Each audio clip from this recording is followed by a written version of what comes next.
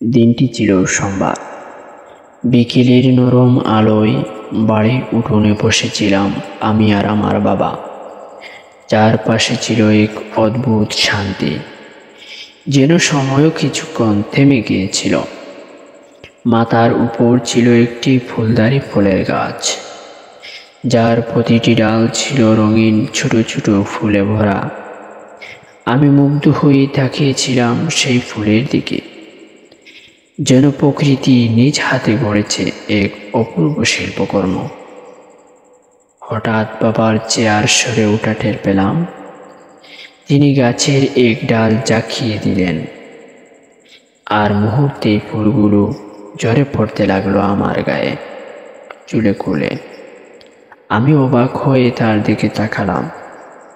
তিনি হাসছিলেন, এক নির্মল শিশুর মতো খুনচুটির হাসি। সেই হাসিতে ছিল যত্ন, ভালোবাসা, আনন্দ আর এক গভীর সম্পর্কের স্পর্শ।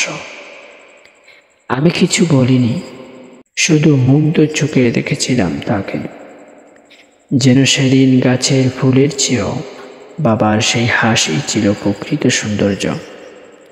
আমার মন এক অনাবিল আনন্দে ভরে উঠছিল, এক অনুভূতি যার পুরোটা শব্দ বলা যায় না। সেই বিকেলটা আজও আমার স্মৃতির উঠোনে ফুল হয়ে ঝরে পড়ে বারবার। বাবা, তোমাকে অনেক ভালোবাসি।